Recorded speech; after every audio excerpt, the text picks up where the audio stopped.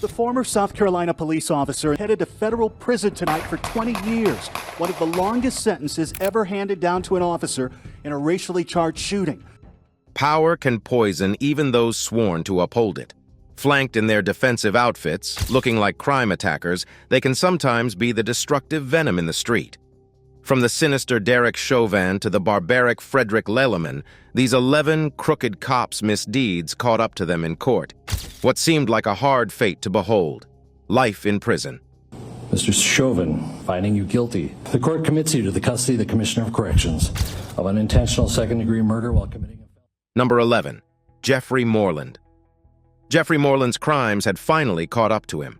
Once a police officer was sworn to protect, decades of unspeakable acts were exposed. As the rain fell against the prison walls, Jeffrey must have reflected on the trail of pain left in his wake. Back in 2008, Jeffrey broke into the home of Kara Roberts in the dead of night. What was intended as a burglary turned to brutal violence. Though her body was later found, the killer's identity remained unknown. 2 years later, Jeffrey set his sights on another victim. On that cold October evening, 75-year-old Nina Whitney's screams were silenced within her home's locked doors. The authorities quickly zeroed in on Jeffrey as their prime suspect. When asked to provide a DNA sample, he refused, knowing it would seal his fate. But his efforts to evade justice proved useless. After police obtained a court order, laboratory analysis revealed damning genetic matches to the two murder scenes. At his 2013 trial, prosecutors showed Jeffrey had even attempted to frame another suspect with a planted DNA sample, but physical evidence from tape and fingerprints placed him squarely at the locations. With no other choice, Jeffrey finally admitted his guilt. For the families of Kara and Nina, justice had prevailed, even if it came too late for their loved ones. Jeffrey will now live out his days in isolated atonement as the lives he stole continue to be mourned. Number 10. Derek Chauvin. Up next is the sad story of former Minneapolis police officer Derek Chauvin, 46, who has been sentenced to serve 21 years in prison for intriguing and further downplaying the rights of George Floyd and a 14-year-old child. Chauvin pleaded guilty to charges related to using excessive force and causing harm. My condolences to the Floyd family. Things will give you some peace of mind. In the plea agreement, Chauvin admitted to willfully violating George Floyd's constitutional rights by using unreasonable force. He acknowledged kneeling on Floyd's neck, back, and shoulder for about 10 minutes, even after Floyd stopped resisting and lost consciousness. Chauvin also admitted failing to provide necessary medical aid, despite knowing Floyd was in a critical condition. Additionally, Chauvin admitted to another incident where he violated the constitutional rights of a 14-year-old child. He held the child by the throat, struck the child with a flashlight, and knelt on their neck, shoulders, and upper back for an extended period. Assistant Attorney General Kristen Clark of the Justice Department's Civil Rights Division emphasized that George Floyd should have remained alive today. The sentencing of Chauvin serves as a message that law enforcement officers who use unjustified deadly force will face prosecution. U.S. Attorney Andrew M. Lugar for the District of Minnesota described Chauvin's actions as a severe abuse of police authority and a violation of the victim's civil rights. While the harm caused by Chauvin can never be undone, the sentence of over 20 years in prison is seen as a measure of justice and accountability. It's important to note that 3 other former Minneapolis police officers involved in George Floyd's death have also been convicted of violating the victim's rights. They will be sentenced separately in the future. The FBI and the Minnesota Bureau of Criminal Apprehension thoroughly investigated the case, with prosecution carried out by the Justice Department's Civil Rights Division and the U.S. Attorney's Office for the District of Minnesota. Their criminal deeds were like shadows at night, but even shadows must face the light of truth eventually. Number 9. David Carrick. Stand up, David Carrick. This makes a total of 36 life sentences. The minimum term you will have to serve before the parole board can think of releasing you is 30 years, 239 days. In a case that deeply shocked London, a former policeman named David Carrick has been sentenced to life by UK Judge Bobby Chima Grubb. The judge delivered the verdict, handing Carrick 36 life sentences with a minimum term of 30 years before he can be considered for parole. Carrick's crimes involved numerous rapes, and S*** assaults, making this another disgraceful incident for London's Metropolitan Police Force. Judge Chima Grubb described Carrick's string of 71 erotic offenses against 12 women as monstrous. Among these offenses were 48 forceful molestations, demonstrating the severity and extent of his crimes. The judge emphasized that Carrick posed an ongoing and significant threat to women, and that the impact of his actions would last indefinitely. Carrick, a 48-year-old who had served as a long-standing officer with the Metropolitan Police, Britain's most significant police force, will spend a minimum of 3 decades behind bars before being eligible for parole. This substantial sentence reflects the seriousness of his offenses and the community's need to protect him from predatory behavior. The Metropolitan Police, in response to this case and other incident tarnishing their reputation, has pledged to put an end to a culture of misogyny and lax vetting within the force. The recent forceful molestation and murder of a young woman, Sarah Everard, by serving police officer only heightened public anger and distrust towards law enforcement. The officer responsible, Wayne Couzens, has since been sentenced to life imprisonment. It is worth noting that Carrick and Couzens were both part of the same armed unit tasked with protecting members of parliament and foreign diplomats. Judge Chima Grubb highlighted Carrick's brazen acts of rape and S*** assault, noting his belief that he was untouchable due to his position of power and authority. According to the judge, only a life sentence could reflect Carrick's crime's gravity. This case serves as a stark reminder of the need for justice and accountability within the police force and the urgent requirement for cultural change to prevent such heinous acts from occurring in the future. Number 8. Daniel Holtzclaw. In a dark city, a terrible story shook people's trust in the police. Former Oklahoma City police officer Daniel Holtzclaw was sentenced to 263 years in prison after being convicted of rape and other charges against African American women. The sentence was recommended by the jury and was a culmination of the trial over several months. Holtzclaw was guilty of 18 out of 36 counts, including first-degree rape and forced oral S***domi. Prosecutors presented evidence that Holtzclaw deliberately targeted victims in one of the city's poorest neighborhoods, while assuming that their criminal histories would undermine their credibility. The testimonies of these 13 victims revealed a pattern of escalating assaults, starting with groping and progressing to more severe forms of S*** violence. Holtzclaw, who chose not to testify, subjected his victims to acts of rape and forced oral S***X. 2 victims bravely shared their stories to CNN, recounting the horrifying experiences they endured at the hands of this serial rapist who was supposed to protect and serve. The case drew attention to issues of race, as the victims were predominantly African American, and the trial jury comprised entirely of white members. Activists protested outside the courthouse, criticizing the lack of diversity in the jury selection process. Attorney Benjamin Crump, known for his representation of the families of Trayvon Martin and Michael Brown, Count 36, procuring lewd exhibition. Defendant is not guilty of the crime of procuring lewd exhibition, praised the sentence as a landmark victory. He emphasized that the victims ranged from a 17-year-old teenager to a 57-year-old grandmother, highlighting the long history of racism, oppression, and assault faced by black women. Crump called for a national outcry for justice for these victims. Holtzclaw's defense team requested a new trial, alleging non-disclosure of evidence by the prosecutors. However, the judge denied the motion. The defense team filed an appeal which was also rejected, but they plan to continue appealing the conviction. One of the victims, Jannie Ligens, a grandmother of 12, spoke at the sentencing hearing. She described being pulled over by Holtzclaw, forced to expose herself, and coerced into performing oral S***X. Ligens reported the incident to the police, leading to the discovery of additional victims. Ligens and other victims have filed civil lawsuits against Holtzclaw and the city. The case exposed the extent of Holtzclaw's abuse of authority and the courage of the victims who came forward. It shed light on the persistent issue of S*** assault against women, particularly women of color, and the importance of holding perpetrators accountable. After he danced with danger, in the end, justice led him to a dark, solitary tango behind prison bars. Number 7. Drew Peterson. On October 2007, Stacy Peterson, the much younger fourth wife of Drew Peterson, went missing, sparking renewed interest in the 2004 death of Peterson's third wife, Kathleen Savio. Peterson, a former police sergeant in Bolingbrook, Illinois, was convicted of Savio's murder in 2012 and sentenced to 38 years in prison. However, the disappearance of Stacy Peterson remains unsolved, and while Peterson is a suspect, he has not been charged with her case.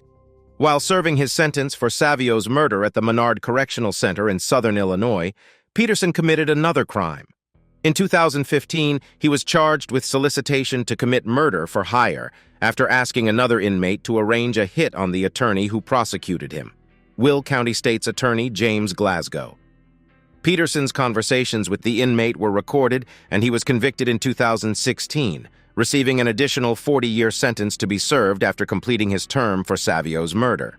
Following his conviction for the murder-for-hire plot, Peterson was transferred from Menard to the Terre Haute Federal Correctional Institution in Indiana in 2017.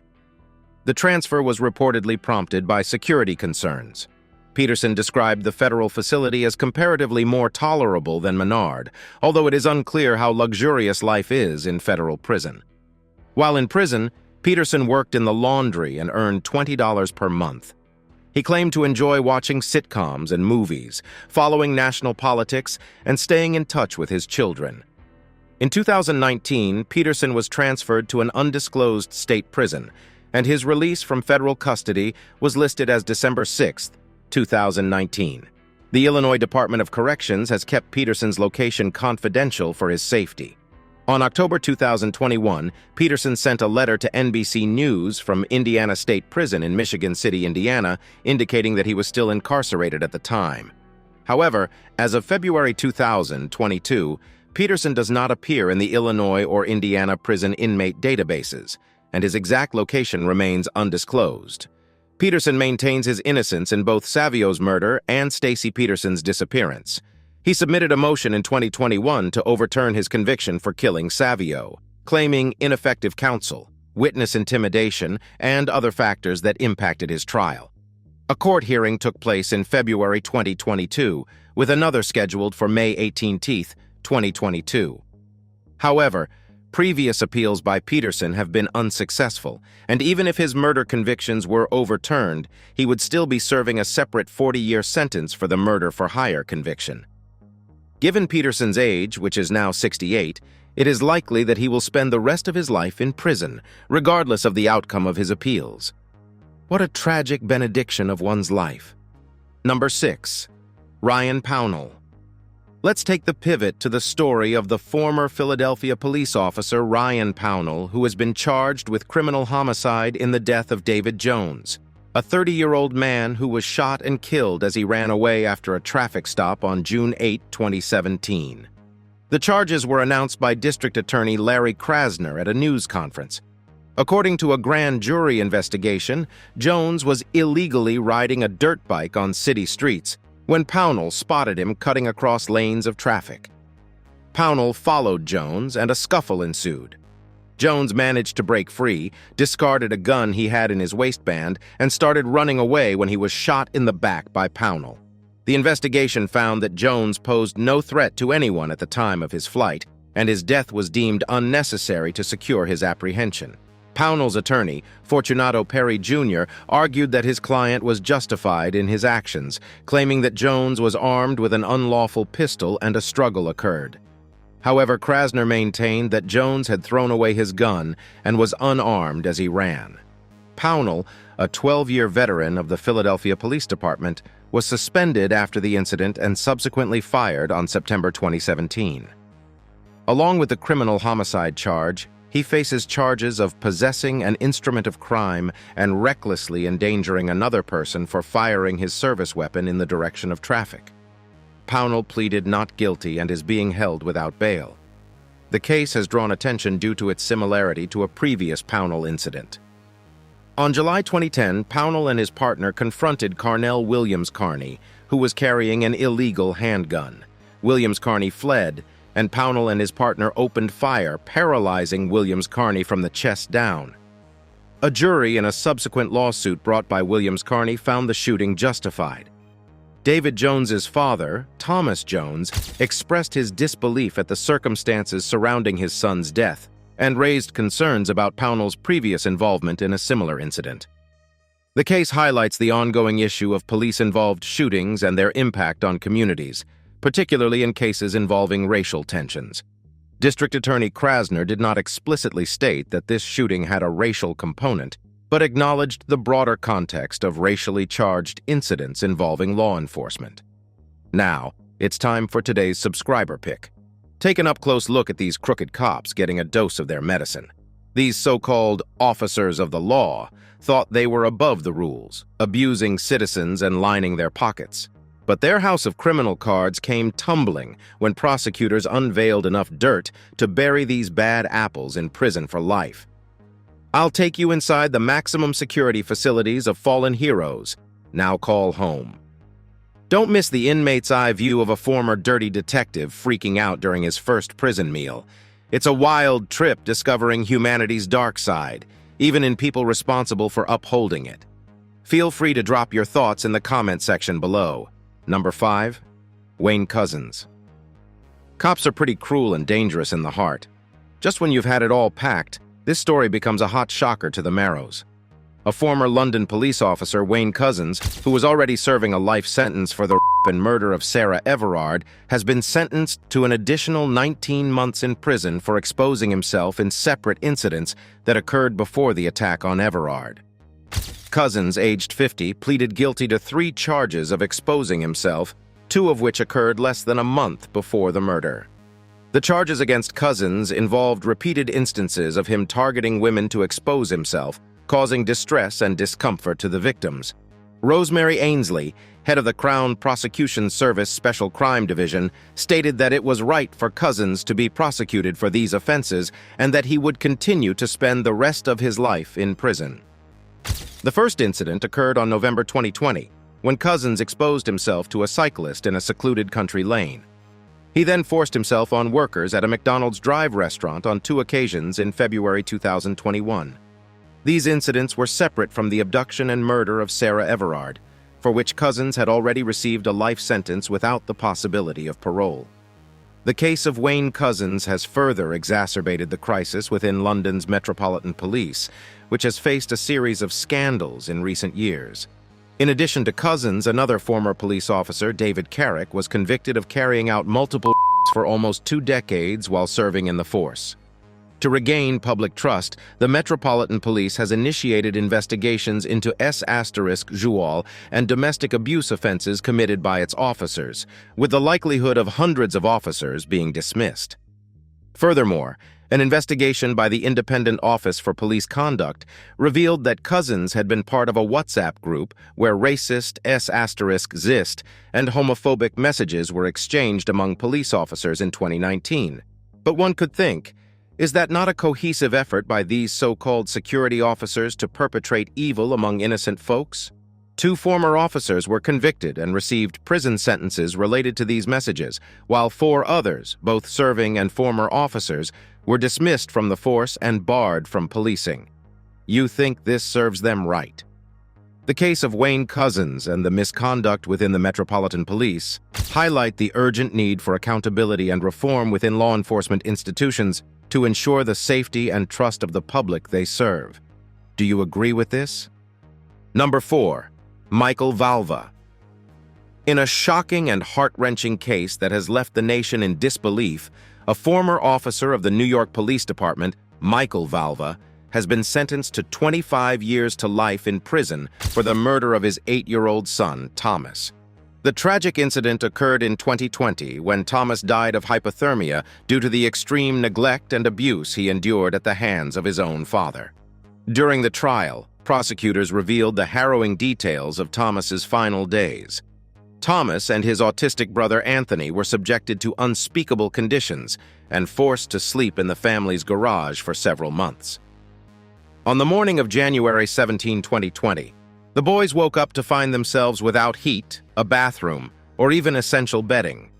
Thomas, already suffering, had an accident and soiled his pants on the freezing cold floor. A surveillance camera captured the horrifying moments that sealed Thomas's fate.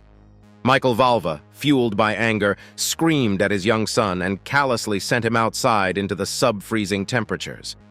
The defenseless child was then hosed down with water, causing him to lose consciousness and repeatedly fall face-first onto the unforgiving concrete patio. Shockingly, Valva delayed seeking medical help for his son for approximately an hour, exacerbating an already dire situation. When Thomas was finally rushed to the hospital, his body temperature had plummeted to a perilous 76 degrees Fahrenheit, a staggering 20 degrees below normal. Suffolk County District Attorney Raymond Tierney expressed his deep sorrow and outrage over the case, calling the treatment inflicted on Thomas and his brother nothing short of evil. He emphasized that no prison sentence could adequately address the cruelty Valva imposed upon his own children. Valva's former fiancée, Angela Polina, also stands accused of murder in the second degree and endangering the welfare of a child. Her trial is scheduled to begin on February 21, 2023. The tragedy has shed light on the failures of the Suffolk County Department of Social Services, which had received multiple complaints and even a petition for child neglect regarding the household in 2018. This heartbreaking case serves as a reminder of the urgent need for improved systems to protect vulnerable children and prevent such devastating outcomes. Number 3. Fredrick Leliman. In a gripping courtroom drama that captivated Kenya, a former police officer has been sentenced to death for the chilling murders of 3 individuals, including a prominent human rights activist in 2016. The case unfolded with intense revelations, leading to a dramatic conclusion as Justice Jessie Lessett delivered her verdict. The mastermind behind the heinous crimes, police officer Fredrick Leliman, faced the ultimate punishment. In a stern tone, Justice Lessett announced Lelaman's sentence, condemning him to death for orchestrating the murders of human rights lawyer Willie Kimani, his client Yosefat Mwenda, and their taxi driver Joseph Mururi. The judge described the murders as most foul and heinous, leaving no doubt about the severity of the crimes committed. Accompanying Lelaman in the dock were 2 other former police officers, Stephen Chebere and Sylvia Wanjohi. The court handed down lengthy prison terms, with Chebere receiving 30 years and Wanjohi sentenced to 24 years behind bars. The 4th defendant, Peter Ngugi, the informant believed to have facilitated Kimani's murder, faced his own punishment, a 20-year prison sentence. However, the defendants still had a small opportunity to appeal their sentences within the next 2 weeks. While Kenyan law typically commutes death sentences to life imprisonment, a landmark ruling by the Supreme Court in 2017 granted judges the discretion to determine whether a death sentence could still be imposed. This case exemplified the gravity of the crimes committed, leaving Justice Lessett with no reservations about delivering the harshest penalty. The murders of Willie Kimani, Josephat Mwenda, and Joseph Mururi shed light on the profoundly concerning issue of extrajudicial killings by the police in Kenya. At the time of the murders, Kimani was defending Mwenda, who had allegedly been shot by the police. The shocking incident drew widespread attention and sparked outrage among human rights activists, who called for an end to the culture of impunity surrounding such acts of brutality. The Kenya National Commission on Human Rights revealed that at least 94 people had been killed extrajudicially by the police in 2022 alone. The alarming statistics emphasized the urgent need for reform and accountability within law enforcement agencies. President William Ruto echoed the sentiments of the activists, emphasizing the imperative to end these atrocious killings. The case of Willie Kimani and his companions was a stark reminder of the long road ahead in the fight for justice and protecting human rights in Kenya. Number 2. Piketburg Police. What more terrific story could be buzzing to the ear than the case of a former Piketburg police officer, Richard Maka Smith, who has been convicted of the premeditated murder of his girlfriend, Natasha Buis.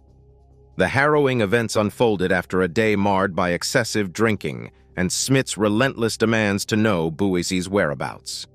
Judge Andre Lagrange delivered the verdict with a resolute tone, stating, "I am satisfied the state has proven beyond reasonable doubt that the murder was premeditated." Smith confessed to shooting Buis, but claimed it was an impulsive act of sorrow and not a premeditated crime. He alleged that Buis's cousin scolded him for preventing her from spending time with her family, which led to an escalating confrontation. The fatal incident occurred as Buis and her cousin, Rosalind Kaiman, walked away from Smith's car on Peeketburg's Main Street on January 2, 2022. Despite bombarding Buis with messages and searching for her, Smith approached her car to demand more time with her family. Buis assured him she would contact him upon her return home.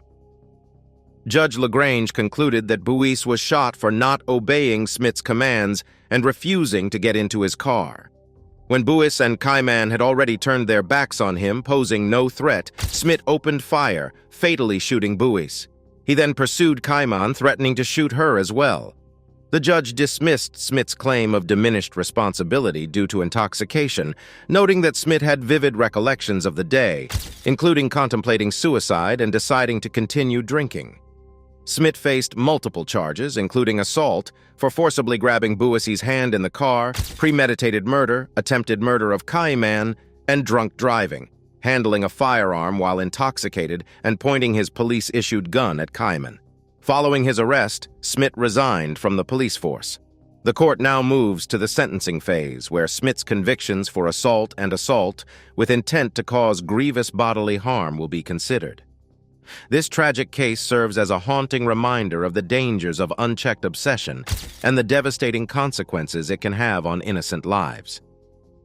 Number 1. Aaron Dean. In a high-stakes trial that gripped the nation, former Texas police officer Aaron Dean has been handed a sentence of 11 years, 10 months, and 12 days for the manslaughter of Tatiana Jefferson. This tragic incident unfolded in 2019. The courtroom was filled with anticipation as the decision was delivered on a fateful Tuesday afternoon, just days after Dean's guilty verdict was announced. Tarrant County Criminal District Attorney Sharon Wilson expressed her condolences to Jefferson's family and friends, acknowledging that the verdict and sentence could never bring her back. In a powerful statement, Wilson emphasized that the trial transcended political and racial divisions, focusing solely on accountability for breaking the law. The jury's unanimous agreement ensured justice was served, and their dedication was commended. Initially facing a murder charge, Dean's fate took an unexpected turn when the judge instructed the jury to consider a manslaughter verdict. In Texas, manslaughter carries a maximum penalty of 20 years in prison. Deliberations for the sentencing spanned over a day, with the jury engaging in intense discussions before reaching a decision. This long-awaited trial commenced 3 years after the tragic events that unfolded in Jefferson's Fort Worth area home. Dean had responded to a call about an open front door, believing a burglary was in progress. However, it was later revealed that Jefferson's nephew had left the door open to dissipate smoke from burned hamburgers. As Dean searched the premises for signs of an intruder, he entered the backyard without announcing his presence, according to the prosecution. Jefferson's 8-year-old nephew, present at the time of the shooting, stated that his aunt grabbed her legally owned handgun upon hearing noises outside. The pivotal question during the trial centered on whether Dean had seen Jefferson's weapon before opening fire. Dean testified that he perceived the gun barrel pointed at him, prompting his response. His defense attorney, Bob Gill, argued that Dean acted in self-defense. Prosecutor Dale Smith countered that Dean failed to provide Jefferson sufficient time to comply with commands, such as raising her hands. Body camera footage released by the Fort Worth Police Department revealed that Dean shot Jefferson approximately 1 second after initially addressing her. Prosecutors contended that Dean never visually confirmed the presence of the gun, portraying him as an overly enthusiastic officer who acted impulsively. Dean had completed his police academy training the year before the tragic shooting and resigned 2 days after the incident. He was arrested and charged with murder shortly after that, an outcome that began a protracted legal process filled with anticipation and tension. As the final gavel fell, the nation reflected on the loss of Tatiana Jefferson and the profound impact this case had on the ongoing discourse surrounding police accountability and the use of deadly force. Thank you for watching, and see you in the next video.